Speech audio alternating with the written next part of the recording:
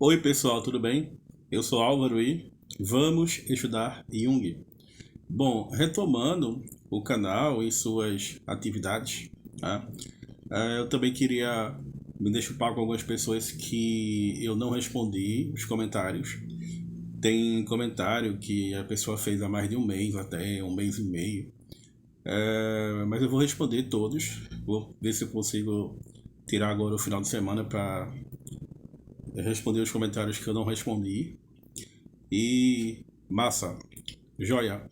O pessoal que comenta, porque ajuda a engajar o canal, né? Quando ajuda a engajar o canal, o YouTube entende que esse conteúdo pode ser interessante, pode ser relevante e começa a distribuir esse conteúdo para outras pessoas, tá?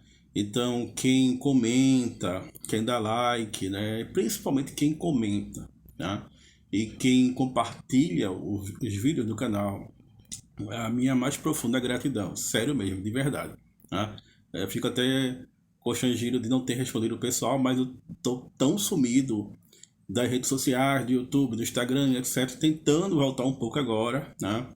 E esse caminho, mais uma vez, eu acho que é importante dizer, né? Faz parte, né, da minha terapia e tal, e eu encontrei uma psicóloga junguiana nas redes sociais, me tornei paciente dela, tenho sessões com ela 2 vezes por semana e estou super motivado porque encontrei uma pessoa que entende o que eu estou falando, né? Porque às vezes eu tenho a impressão de que eu estou falando, não sei, uma linguagem que as pessoas não estão entendendo o que eu estou dizendo e aí isso dá uma crise existencial, sabe? É, mas façam terapia, né? Eu nunca falei isso assim no canal, façam terapia, porque isso é coisa de professor chato de curso de psicologia. Façam terapia, né? Se bem que é algo verdadeiro, clinicamente falando. Inclusive, quem sugeriu a Freud que o analista fizesse análise foi o próprio Jung. Né? Álvaro, você não fazia análise antes? Sim, eu fazia. Mas uma vez eu fiz mais de 10 sessões com um psicólogo junguiano que não interpretava sonhos e não trabalhava com imaginação ativa. Então, um psicólogo junguiano que não interpreta sonhos, né? E eu procurei uma psicóloga junguiana que queria me oferecer terapias alternativas energéticas, reiki, não sei o que, né? E aí o pessoal esquece, né, que Jung tem um método e a gente não. A gente pode até questionar, refletir, problematizar e tal, mas a gente precisa ser fiel àquilo que o Jung propôs, tá? Porque Jung não propôs terapias alternativas, por exemplo. Jung propôs trabalhar com sonhos. Isso ele propôs. Tá? Aqui no canal, coisa que o psicólogo junguiano, que eu fiz várias sessões com ele, mais defensões que ele se recusava a fazer, por exemplo. Então, às vezes, gente, é só um desabafo. Encontrar um psicólogo bom, muitas vezes, é questão de sorte, né? E eu não tive muita sorte. Eu não estava tendo sorte com os psicólogos que eu estava encontrando. Agora sim eu dei sorte, né? Tô com uma psicóloga super massa, super inteligente, estudiosa e tal, junguiana, massa, e creio que com o apoio dela e com os incentivos e com os avanços da terapia, o canal volta, né, a funcionar, né? Então, bom, pessoal, já que eu falei dessa questão do reiki, né, que vai pro esoterismo, que vai para o pensamento pré-científico, né, que vai para terapias alternativas, né? E aí o pessoal esquece que Jung tem um método. E o pessoal às vezes se preocupa com teoria também. Isso não é uma questão fundamental na clínica junguiana. A questão da teorização não é uma questão fundamental na clínica junguiana. Jung falou que pode suportar durante muito tempo uma teoria incompleta, mas não um método incompleto. Tá? Qual é o método do Jung? Bom, o método dialético, o método fenomenológico empírico descritivo e explicativo. Tá? Aqui no canal tem um mini curso, afinal, qual é o método de Jung, em que é um mini curso filosófico, epistemológico, e tem um mini curso também, como aplicar o método de Jung à psicologia clínica, e tem uma playlist só sobre o método de Jung, e que eu também discorro sobre o conceito junguiano de ciência e como trabalhar questões contemporâneas como o neopositivismo, a psicologia baseada em evidência, esse debate contemporâneo, né, a chamada pseudociência, né, a psicologia clínica do Jung, a ciência que o Jung pratica, visa a integração, inclusive, dos complexos, né, do próprio pesquisador. Né? O pesquisador não sai da psique para se auto-observar, ele observa a partir da própria psique. E somente a psique pode observar a própria psique. Né? Eu aproveito para falar um pouco sobre a questão da religião também. Né? Existe aqui no canal uma playlist só sobre psicologia da religião, com vários vídeos, assim como existe também uma playlist sobre psicologia e espiritualidade, tá? Na perspectiva junguiana. E para falar um pouco sobre a questão do dogma, né, do dogma católico. Né? Em ciências não existem verdades primeiras, apenas erros primeiros. Mas em religião há verdades primeiras, né? Há dogmas. E no sentido católico, que o dogma vai tornar explícito aquilo que estava implícito na revelação. Né? Então, por exemplo, você vê a imagem do batismo de Jesus Cristo, tá? E aí você vê a presença do Espírito Santo e você vê a voz do Pai que desce dos céus, né? A voz do Pai que emana dos céus com o Espírito Santo. Né? E você tem uma imagem da Trindade. Embora a Trindade não apareça textualmente, ipsiliteris, na Bíblia ele está implícito, e o dogma da Trindade, da Santíssima Trindade Católica, por exemplo, é uma enunciação de algo que estava implícito na revelação. Jung tem um livro chamado Interpretação Psicológica do Dogma da Trindade, que eu aproveitei para fazer uma série de comentários aos livros negros do Jung, que também tem uma playlist só sobre os livros negros do Jung aqui no canal, um trabalho de imaginação ativa do próprio Jung. Tá? Bom, pessoal, o fundamental é a gente entender o quê? Que entender a forma como Jung olha para os processos psicológicos que envolvem a religião, né, e que envolvem as crenças, que envolvem as crenças coletivas, as representações coletivas, é a gente perceber a atitude científica do Jung, né, e a honestidade intelectual do Jung.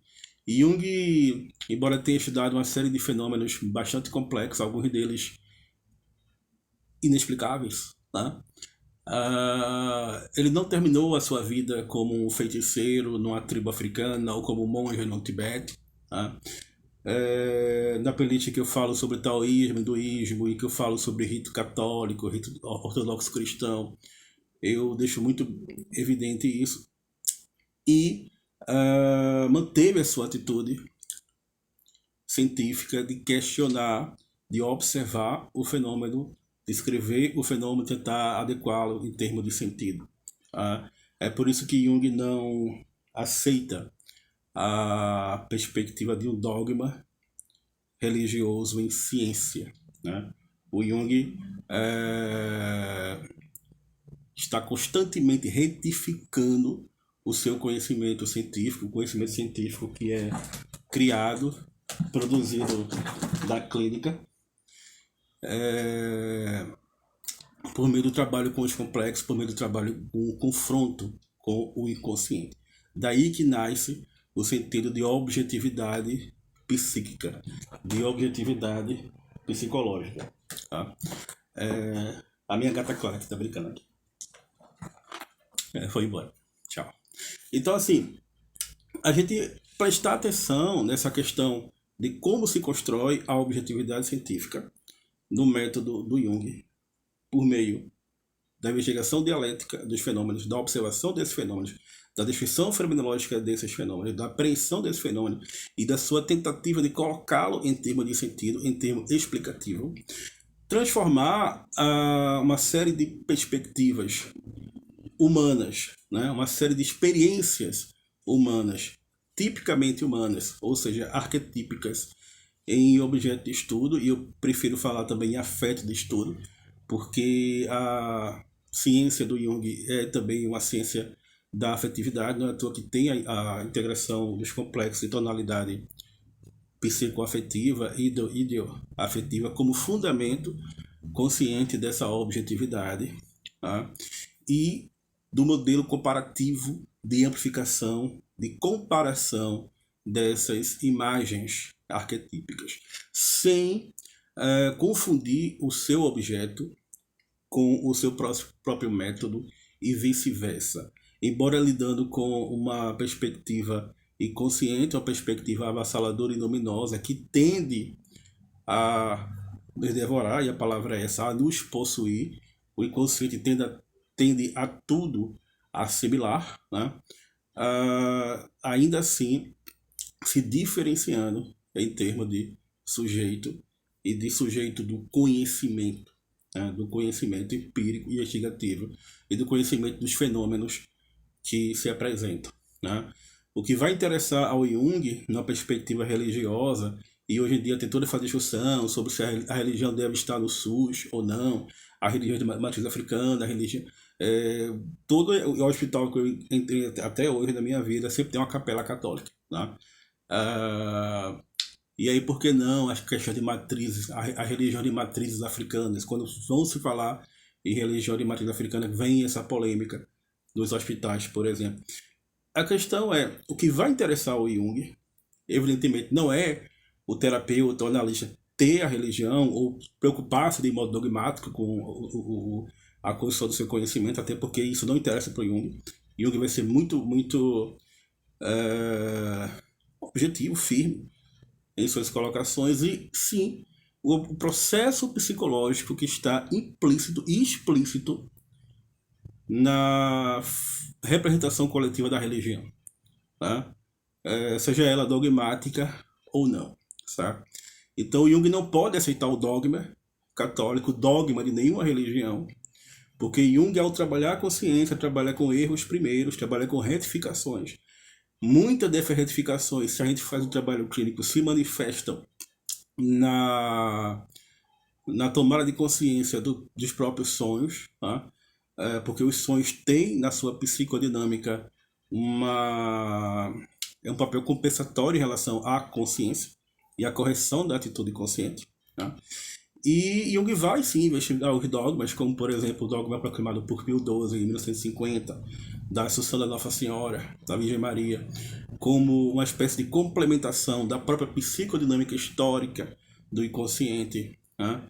de uma imagem arquetípica da ânima que emerge na história, que faltava à Igreja Católica, né? A gente percebe que a Igreja Católica, por mais que o arquétipo padrão psicológico feminino seja muito presente, ainda assim existe um processo de exclusão do feminino das ordens sagradas e do mistério sacrificial, do mistério da missa, por exemplo. As mulheres não podem se ordenar sacerdotes, né? Não que isso seja um dogma da Igreja Católica, mas no século XX, com duas declarações papais, uma delas de modo infalível, Papa João Paulo II, de algum modo, ainda que de modo pastoral, tem-se uma visão dogmática, de uma reflexão dogmática dessa experiência religiosa com a ânima, né? Modelos de compensação da psicodinâmica do inconsciente vão ocorrendo ao longo da história da Igreja Católica, né? Mas o que vai interessar para a gente que tem segue a psicologia do Jung é isso. Primeiro, pensar cientificamente os fenômenos religiosos, né? Aqui no canal tem uma playlist só sobre espiritualidade, tem uma playlist só sobre religião e tem uma playlist sobre fenômenos ocultos e tem uma playlist sobre aspectos ditos sobrenaturais, como por exemplo a parapsicologia e o problema da relativização do espaço-tempo. Todos esses fenômenos extremamente complexos vão ser estudados pelo Jung de modo relativamente simples, com o seu método científico e com a epistemologia que a gente pode construir, né? Eu tenho o meu modo de pensar epistemologicamente a ciência do Jung, buscando esclarecer esses fenômenos, né? Buscando entender esses fenômenos e tentando entender como esses fenômenos atuam na psique humana, no comportamento humano, por meio da investigação dialética, tá? Então, é isso, pessoal. Muito obrigado. Bom ver vocês, né? E não se esqueçam, vamos estudar Jung.